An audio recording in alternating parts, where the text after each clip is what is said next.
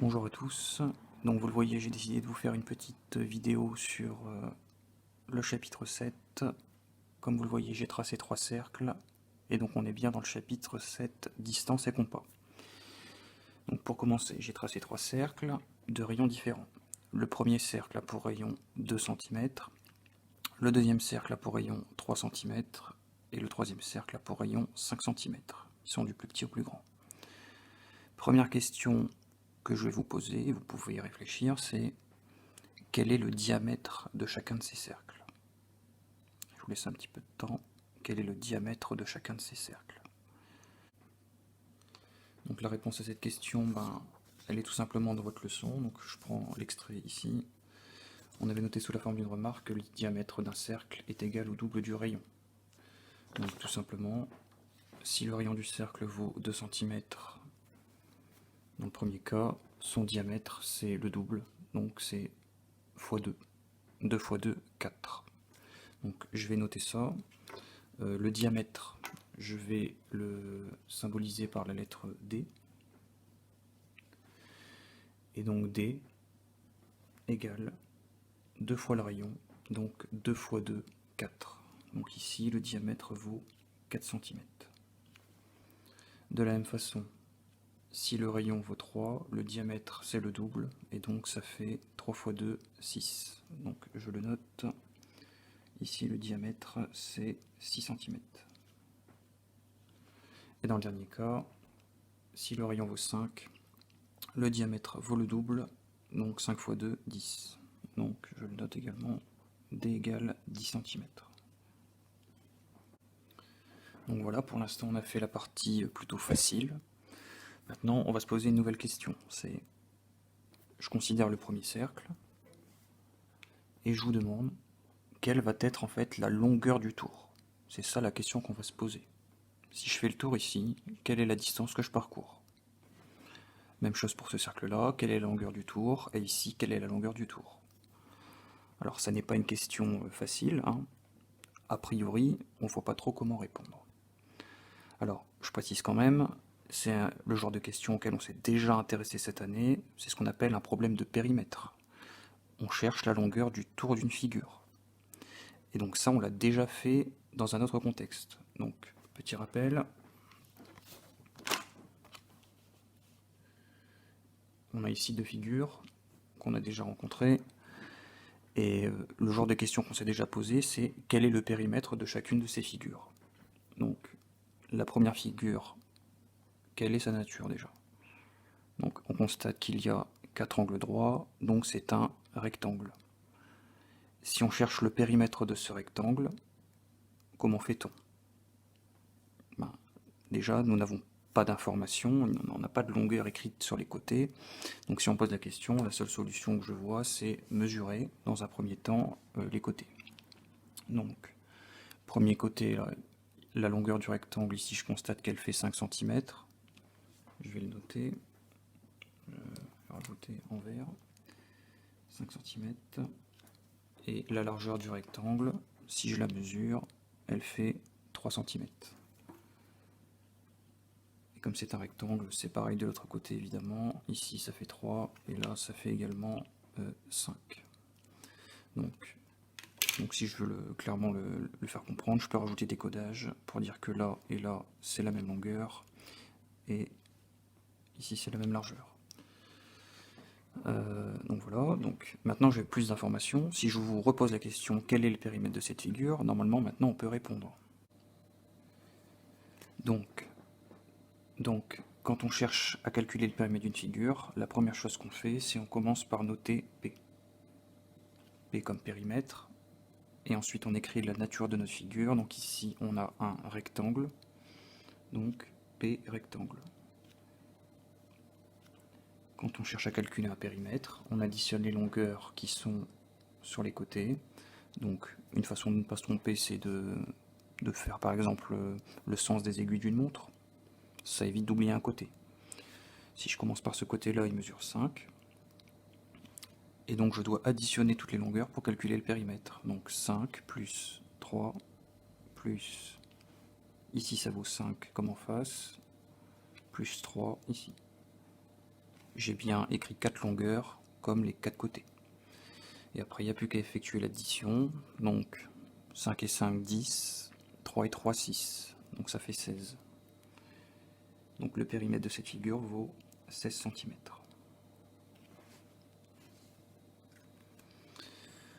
À côté, vous avez une autre figure.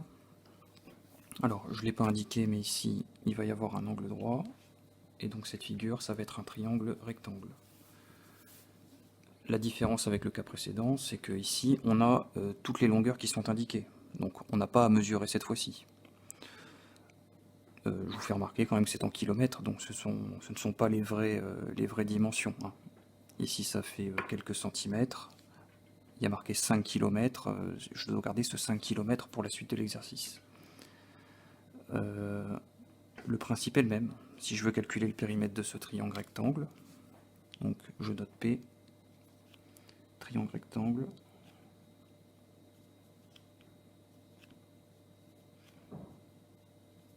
égale.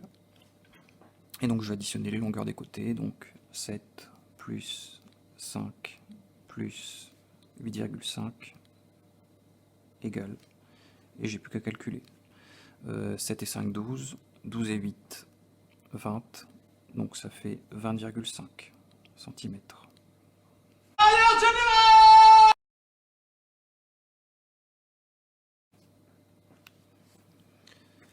Alors, les deux figures qui sont là, elles ont un point commun. C'est ce qu'on appelle des polygones. Je vais le noter également. Donc là, c'est périmètre de polygone.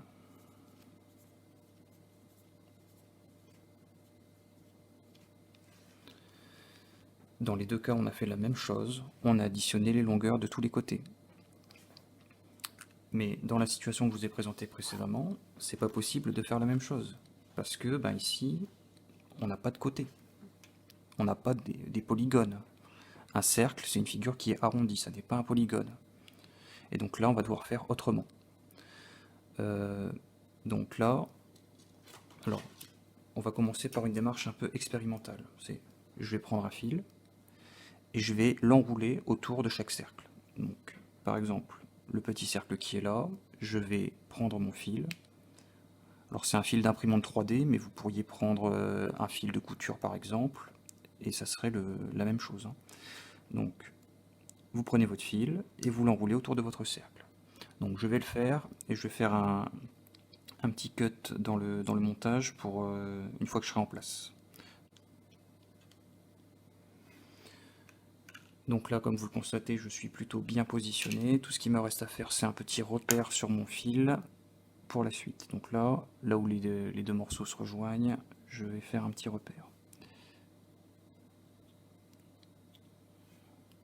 Voilà. Et donc maintenant, qu'est-ce que je vais faire de ça? Donc l'extrémité du fil ici à gauche, et là il y a le petit repère que je viens de faire. Du fait que j'ai un fil, ce que je vais pouvoir maintenant faire avec ce fil, c'est que je vais pouvoir le déplier, comme ceci. Et l'intérêt, c'est que une fois qu'il sera déplié, je vais pouvoir le mesurer avec une règle. Donc là, comme précédemment, je vais prendre ma règle et je vais mettre en position. Je vais remettre la vidéo lorsque je serai en position. Je place bien ici l'extrémité du fil à gauche. Je déplie bien mon fil le long de la règle pour pouvoir mesurer. Donc là, comme vous le constatez, quand je déplie mon fil, j'obtiens une longueur d'environ 12,8 cm. Je vais le noter. Alors, je vous rappelle que ça, c'est la longueur du tour du cercle, autrement dit son périmètre. Donc je vais, comme précédemment, noter le périmètre par P. Donc 12,8. Voilà. Je peux maintenant donc noter que le périmètre du cercle, on a trouvé 12,8 cm.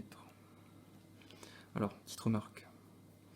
Je ne vais pas noter égal comme ça, parce que la mesure que j'ai faite, elle est un peu imprécise. Vous voyez, j'ai un peu bidouillé avec un fil, c'est quand même pas super précis. Donc au lieu de noter égal, je vais noter environ égal. au niveau du symbole, c'est légèrement différent pour environ égal. On fait en fait deux vagues qui ont la même forme et qui sont parallèles. Donc, le périmètre du cercle est environ égal à 12,8 cm. Et je vais faire la même démarche pour les trois cercles. Ici, je vais enrouler mon fil et écrire le périmètre du cercle. Et je vais faire pareil pour le dernier. Donc ici, je prends mon fil et je l'enroule autour de mon cercle. De la même façon. Voilà, j'ai l'impression qu'on est plutôt pas mal. Une fois que je suis en position, je fais un nouveau repère. Mon fil, je vais maintenant le déplier et le mesurer.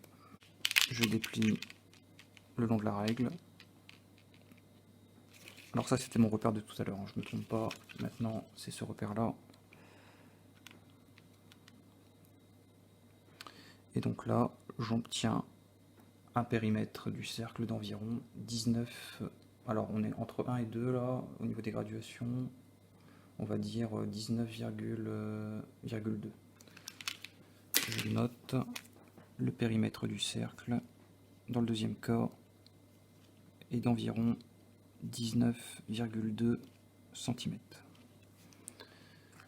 Je fais pareil pour la troisième situation, je prends mon fil et j'essaie de l'enrouler correctement autour du cercle. Donc voilà, je pense que là mon fil est bien placé. Je peux faire un troisième repère en vert, déplier mon fil et le mesurer à nouveau. Donc là, comme vous pouvez le constater, mon repère dépasse ma règle. Donc pour mesurer, je vais devoir m'y prendre à 2 fois. Donc je vais faire un repère intermédiaire. Jusqu'ici, j'ai 30 cm. Et donc, il me reste à mesurer la longueur du petit morceau qui est là. Donc, entre les deux repères, il y a environ 1,3 cm. Ajouté aux 30 de départ, on arrive à 31,3. Je vais noter ça. Le périmètre du troisième cercle est d'environ 31,3 cm. Et on va partir de là. Et donc maintenant, je vais partir de là. Et je vais me poser la question, est-ce qu'il n'y a pas un lien entre les choses que j'ai écrites en vert? Donc, déjà pour me simplifier les choses, je vais partir de la première situation, et je vais me dire que là, j'ai pas trouvé 12,8, mais plutôt que j'ai trouvé 12. Autrement dit, là, je vais masquer une partie. Je vais juste me dire, là, que j'ai trouvé à peu près 12. Ce qu'on appelle un ordre de grandeur. Donc, est-ce qu'il n'y a pas maintenant un lien entre 4 et 12? Alors, il y en a plusieurs. On pourrait se dire qu'on a fait, par exemple, plus 8. 4 plus 8, ça fait 12. Je vais le noter là. On peut se dire qu'on a fait plus 8. Ou bien, est-ce qu'il n'y a pas une autre opération qui permet de passer de 4 à 12? À part une addition. Ben, on peut effectuer, par exemple, une multiplication. 4 fois combien donne 12? Donc c'est 4 fois 3 égale 12. Je le note également. Et je vais me poser le même genre de questions pour les deux cercles d'à côté. De la même façon, je vais un peu me simplifier les valeurs pour mieux réussir à réfléchir au départ. Donc, là on a trouvé deux liens pour passer de 4 à 12, soit plus 8, soit fois 3, et je me pose les mêmes questions ici, en partant de 6, et au niveau des valeurs, là, je vais plutôt me dire que c'est pas 19,2, mais à peu près 18 ce nombre. C'est à peu près 18. Est-ce qu'il n'y a pas un lien? Donc je vais encore masquer à nouveau, là, pour me simplifier les choses. Est-ce qu'il n'y a pas un lien entre 6 et 18? Alors, on peut se dire, par exemple, qu'on a fait plus 12, ou bien, avec une multiplication, 6 fois combien donne 18? Et là, la réponse, c'est x 3. Dernière situation, je me pose les mêmes questions. Je pars de 10, je vais arriver à 31,3. Alors 31,3 c'est un petit peu compliqué, donc ce que je vais faire, c'est que je vais prendre une valeur un peu plus simple. Donc là, pareil, ordre de grandeur, c'est à peu près combien 31,3? Donc c'est proche de 30. Pareil, je vais cacher ça temporairement. je me pose maintenant la question, quel est le lien entre 10 et 30? Alors on peut se dire qu'on fait par exemple plus 20, ou bien on peut se dire qu'on fait une multiplication et qu'on fait 10 fois 3. Et là on peut regarder ce qu'on a fait. Ici on a plus 8 fois 3, plus 12 fois 3, plus 20 fois 3. Est-ce qu'il n'y a pas un point commun dans tout ça?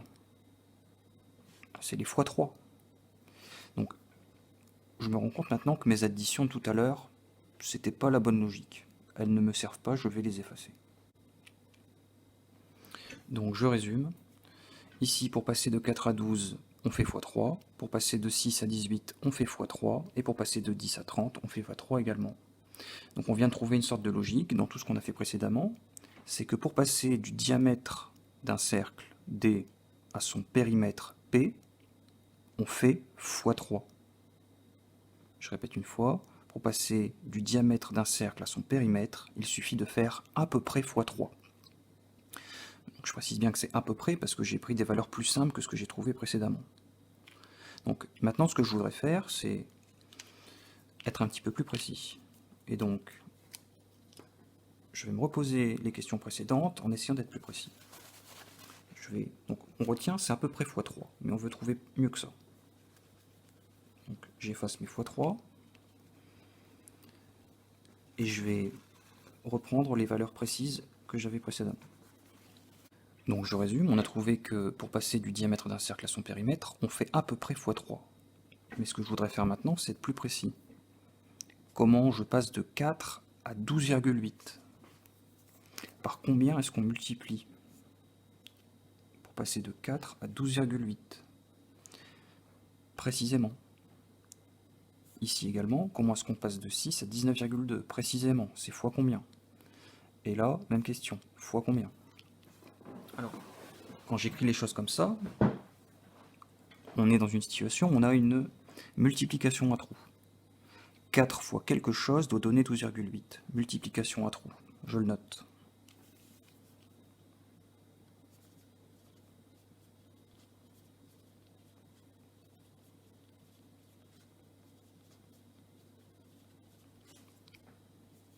« 4 fois quelque chose doit être égal à 12,8.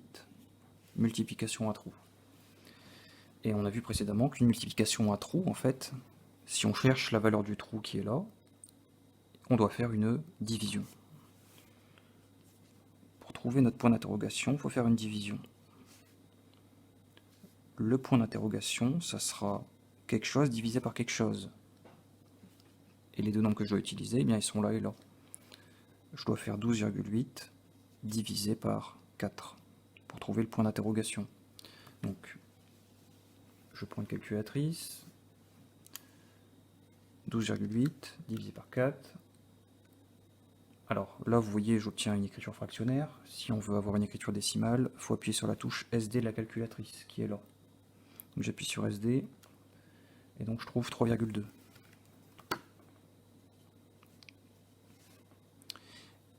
Autrement dit, pour passer de 4 à 12,8, j'ai fait x 3,2. Je vais faire la même démarche pour les cas suivants. Donc je vais essayer d'aller un petit peu plus vite au niveau des étapes.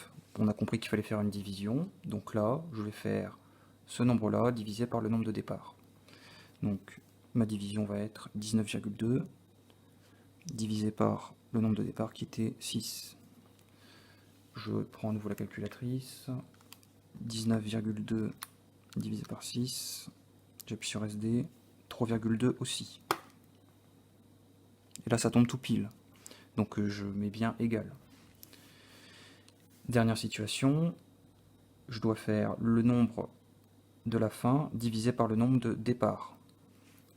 Donc 31,3 divisé par 10 égale. Alors ça se fait de tête, hein, parce que divisé par 10, je vous rappelle que ça revient à décaler la virgule d'un rang vers la gauche. Donc la virgule qui est là, je la décale d'un rang et je vais trouver 3,13. Autrement dit, là j'ai fait x 3,13. Et là je ne l'avais pas noté, mais on avait, c'est comme ici, hein, fois 3,2.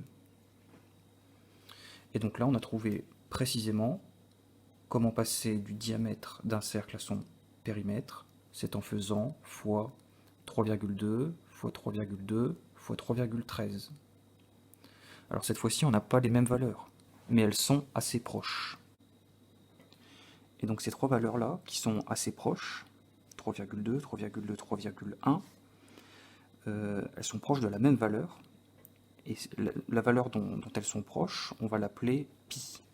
Je vais le noter ici. Pi. Pi. Alors ça, c'est l'écriture française, pi, mais c'est en fait une lettre grecque, pi. Il y a différentes façons de la représenter. Première façon, on fait deux traits verticaux et on fait une petite vague au-dessus. Ça veut dire pi aussi. Pi. Et là, c'est l'écriture en grec. La lettre grecque, il y a plusieurs façons de la calligraphier, soit comme ça avec une petite vague au-dessus, soit avec un trait bien droit.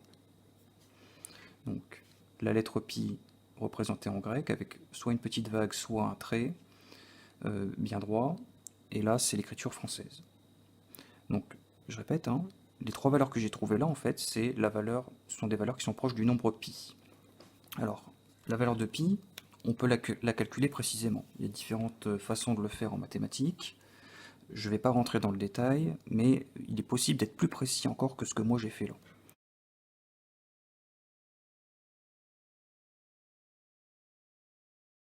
Nous, ce qui va nous intéresser maintenant, pour pi, là, c'est comment l'obtenir avec une calculatrice.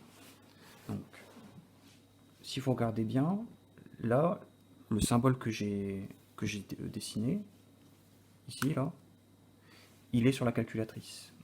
Il est en fait dans le bas. La lettre pi, vous pouvez l'avoir ici sur votre calculatrice. Donc maintenant, comment l'obtenir? Alors, comme vous le voyez, c'est un symbole qui est en jaune. À chaque fois que vous voudrez faire une fonction ou utiliser une touche spéciale de votre calculatrice qui est en couleur, ce que vous devrez faire d'abord, comme c'est une touche en couleur, hein, c'est appuyer sur la touche seconde. Donc je répète, vous voulez faire une touche en couleur, vous allez devoir d'abord appuyer sur seconde. Vous appuyez sur seconde, et comme votre lettre pi elle est au-dessus de cette touche, ben vous allez appuyer dessus. Donc j'ai appuyé sur seconde, et j'appuie sur cette touche. Et vous voyez ici, sur mon écran, j'ai bien la lettre pi qui apparaît. Si vous voulez avoir sa valeur, vous n'avez plus qu'à appuyer sur la touche entrée. Alors moi ça s'est effacé, mais là c'est exé, hein. Donc j'appuie. Et donc là, il me réécrit la même chose. Alors là, si on veut avoir l'écriture décimale, toujours le même principe, il suffit d'appuyer sur la touche SD. Et vous obtenez tout un ensemble de chiffres. Ça, c'est l'écriture décimale du nombre pi. 3,14, 159, 26, 54. Alors la calculatrice, elle ne peut afficher qu'un nombre limité de chiffres. Si elle avait plus de place, elle aurait pu mettre plus de chiffres. En fait, pi, c'est un nombre qui ne va jamais s'arrêter. Il y a une infinité de décimales. Vous, ce que vous devez retenir, c'est que le nombre pi, c'est un nombre qui vaut à peu près 3, et même plus précisément qui vaut à peu près 3,14. Vous pouvez vous contenter de ça. Retenez dans votre tête, le nombre pi, c'est à peu près 3,14. Et c'est à peu près donc ce qu'on avait trouvé avec nos expériences. 3,2 c'est pas loin de 3,14. Pi c'est environ égal à 3,14. Et c'est à peu près donc ce qu'on avait trouvé avec nos expériences. Ici on est quand même assez proche, on avait trouvé 3,13 et pi c'est 3,14 et des brouettes. 3 petits points. D'accord ? Donc l'heure maintenant est venue de conclure, on va essayer de résumer un petit peu tout ce qu'on a vu. On a vu qu'il y avait un lien qui permettait de passer du diamètre d'un cercle à son périmètre. On a vu au départ que c'était en multipliant à peu près par 3, et en faisant des calculs plus précis, on a vu en fait que c'était en multipliant par à peu près 3,14. 3,14 que l'on nomme pi. Il n'y a plus qu'à résumer tout ça sous la forme d'une formule. Si je cherche à calculer le périmètre d'un cercle, je dois partir de son diamètre, qui s'appelle d, et je dois multiplier par cette valeur-là, qui est à peu près égale à pi. Donc, le périmètre d'un cercle, c'est son diamètre multiplié par pi. Très important comme formule, si vous devez retenir qu'une seule chose de tout ce que j'ai fait précédemment, c'est ça, cette formule. Tout ce qu'on a fait précédemment a pour but d'arriver là.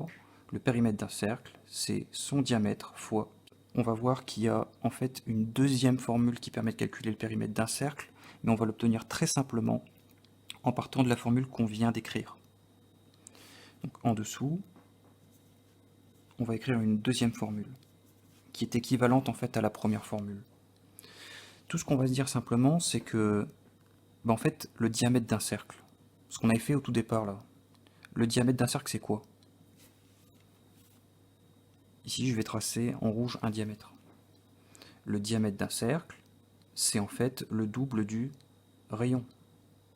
Le diamètre d'un cercle, c'est le double du rayon. Donc ce que je vais pouvoir faire, c'est remplacer le D par 2 fois le rayon. Le diamètre d'un cercle, c'est le double du rayon, c'est 2 fois le rayon. Et donc, j'ai remplacé le D par 2 fois R, il me reste encore à recopier fois pi.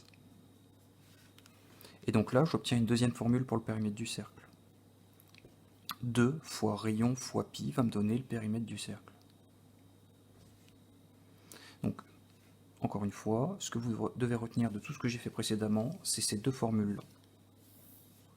Et ce que vous devez faire, c'est les apprendre par cœur. Ne retenez que ça de toute la vidéo. Le périmètre d'un cercle, c'est le diamètre fois pi. Ou bien le périmètre d'un cercle, c'est 2 fois rayon fois pi. Sachant que pi est à peu près égal à 3,14. Et qu'on l'obtient plus précisément avec la calculatrice. Ce qu'on a vu là, on va le noter dans la leçon. Donc, alors si vous avez pu imprimer la leçon, prenez votre feuille, sinon notez ça sur une feuille de classeur. Donc, on est arrivé là, un encart à compléter.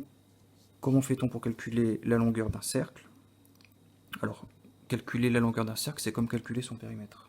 Donc, pour calculer le périmètre d'un cercle, on a vu deux formules, on va les noter. Très important, je vais les noter en rouge. Donc, le périmètre d'un cercle, on peut le calculer en faisant d fois pi, autrement dit, le diamètre du cercle fois pi, ou bien le diamètre, c'est le double du rayon, donc c'est 2 fois le rayon fois pi. Et tout ça, ça va nous servir pour la suite pour faire les exercices. Donc, maintenant, comment est-ce qu'on va utiliser ces formules? Deux exemples. Donc, je lis la consigne. Calculons la longueur d'un cercle de diamètre 9,2 cm, arrondi à 0,1 cm. Alors, sur le côté, vous voyez, il y a des petits schémas qu'il nous faut compléter. Pour l'instant, ça ne dit pas grand-chose. En fait, ce qu'on va mettre dessus, c'est les dimensions qu'on nous donne sous la forme d'un schéma. Alors là, vous voyez, très important, je repère qu'on me donne le diamètre. Donc, le diamètre, je vous rappelle que si je le représente, ça relie deux points du cercle en passant par le centre. Donc ça, c'est un diamètre du cercle, et on me dit qu'il doit mesurer 9,2 cm. Je l'indique dessus. Donc là, j'ai le diamètre du cercle. Comment va-t-on faire? On va utiliser, pour calculer la longueur du cercle, on va utiliser une des deux formules. On a deux formules. Laquelle est-ce qu'on va utiliser? On me donne le diamètre. Donc forcément, je vais utiliser la formule avec le diamètre. Donc, alors, je vais toujours écrire d'abord ce que je calcule. Donc je calcule le périmètre du cercle. Égal. J'utilise cette formule-là, parce que on me donne un diamètre, j'utilise la formule du diamètre. Donc c'est diamètre fois pi. Donc en gros, là je fais créciter ma leçon, et j'utilise la bonne formule. Le périmètre du cercle, c'est diamètre fois pi. Et tout ce qui me reste à faire maintenant, c'est à remplacer par les valeurs qu'on me donne. Donc égal, le diamètre vaut 9,2. À la place de D, j'écris 9,2. Et après fois pi. Alors fois pi, je vais le laisser comme ça pour l'instant. Je vous rappelle que pi, c'est à peu près 3,14. Mais on peut avoir une valeur plus précise à l'aide de la calculatrice. Donc ce que vous allez faire maintenant, c'est que vous allez prendre votre calculatrice et vous allez me taper le calcul qui est là. 9,2, on va le taper, fois pi. Et donc je vous rappelle que pour faire pi, vous appuyez sur seconde et vous appuyez sur la touche qui est là. Ça, on apprendra en quatrième ce que ça veut dire. Donc on appuie sur cette touche, et donc ici j'ai bien la même chose que mon calcul que j'ai écrit. J'appuie sur exe. Là j'ai une écriture que je comprends pas trop, donc j'appuie sur SD pour l'améliorer. Et donc là j'ai la valeur du périmètre du cercle. 28,90. Alors vous voyez, il y a même plus de chiffres que ça. Donc je lis bien la consigne, on me demande de donner un arrondi. Alors, au niveau de l'unité, ce que j'obtiens, c'est... Donc j'ai des centimètres au départ, donc j'obtiens des centimètres à l'arrivée, et on me demande d'arrondir à 0,1 cm. Autrement dit, il y a un chiffre après la virgule. Donc vous prenez cette valeur-là, et vous l'arrondissez à un chiffre après la virgule. Alors, je vous rappelle la méthode, hein, pour donner un arrondi.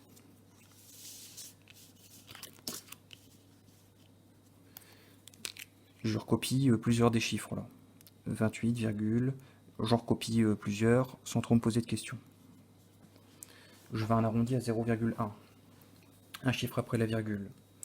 Si je veux un arrondi à un chiffre après la virgule, je fais un grand trait après un chiffre après la virgule. Je fais un grand trait. Et si je veux un arrondi, ben, j'ai deux possibilités. Soit j'ai la valeur que je vois là, donc 28,9. Mon arrondi, ça peut être soit 28,9, soit j'ajoute 1 au dernier chiffre. Et là, si j'ajoute 1 au dernier chiffre, ben 9 plus 1, ça fait 0. Et 9 plus 1, ça fait même 10. Hein. Donc j'écris 0, et je retiens 1, que j'ajoute à 8 là, donc ça me fait 9. Donc j'obtiens 29,0. Donc j'ai deux choix pour mon arrondi, soit 28,9, soit 29,0. Et là, pour choisir lequel des deux nombres convient, je regarde ce qu'il y a après mon grand trait de séparation. Quand c'est plus petit que 5, on prend la plus petite des deux valeurs. Donc là, on va arrondir à 28,9. Donc je le note.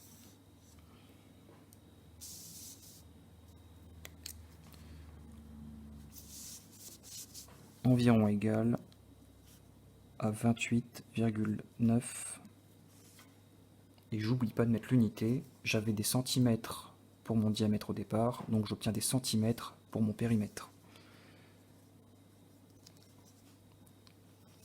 Premier exemple est terminé. Deuxième exemple ressemble. On me demande de calculer la longueur d'un cercle de rayon 2,7 cm et d'arrondir à 0,01 cm. Autrement dit, à deux chiffres après la virgule. Donc là, comme tout à l'heure, je commence par faire mon petit schéma. Alors là, on me donne le rayon. Donc, je vais juste représenter un rayon. Moi, ce que je connais au départ, c'est ça. Le rayon, il vaut 2,7 cm. Et je l'indique dessus. Et donc maintenant, si je veux calculer le périmètre de mon cercle comme tout à l'heure, je commence par me poser la question, quelle est la formule que je vais utiliser? Ben, là, j'ai le rayon. Donc, je vais utiliser la formule avec le rayon, avec R. Donc, périmètre du cercle, ça va être égal à 2 fois R fois pi. Je vais remplacer le rayon par la valeur qu'on me donne, qui est 2,7. Donc, ça va me donner 2 fois 2,7 fois pi. Égal. Alors ça, franchement, on peut le calculer au départ sans calculatrice de tête. Hein. 2 fois 2,7, ça fait 5,4 fois pi. Et à cette étape, je suis un petit peu bloqué. Je sais juste que c'est à peu près 3,14 ici, mais bon, de tête, je ne vais pas savoir le faire. Donc, pour être bien précis, je prends ma calculatrice, je tape 5,4 fois pi. Je rappelle encore une fois, pour faire pi, on appuie sur seconde et sur la touche qui est là. J'ai bien le bon calcul là, ça correspond à mon calcul qui est ici. Et donc j'appuie sur Entrée, j'appuie sur SD pour avoir l'écriture décimale. Et donc je repars de là. Alors, je répète la consigne, hein. On me demande un arrondi avec deux chiffres après la virgule. Donc je vais recopier les valeurs. j'en copie suffisamment, j'en ai pas besoin de 50. Donc 16,9646. Et donc là, on me demande un arrondi à 2 chiffres après la virgule. Donc je vais couper 2 chiffres après la virgule, un grand trait. J'ai 2 possibilités pour mon arrondi. Ça va être soit 16,96, la valeur qui est là, je la recopie, ou bien j'ajoute 1 au dernier chiffre, ce qui va me donner 16,97. Laquelle des deux valeurs je choisis? Je regarde le chiffre qui est après mon grand trait. Comme il est plus petit que 5, je vais prendre la plus petite des deux valeurs. Et donc je vais arrondir à 16,96. Je le note. Environ égal à 16,96. Très important, j'oublie pas de mettre l'unité. J'avais des centimètres au départ, je dois mettre des centimètres pour mon périmètre. Et donc voilà, cette vidéo est terminée. J'espère qu'elle vous aura plu et je pense peut-être en faire une autre prochainement, notamment pour cette partie-là de la leçon.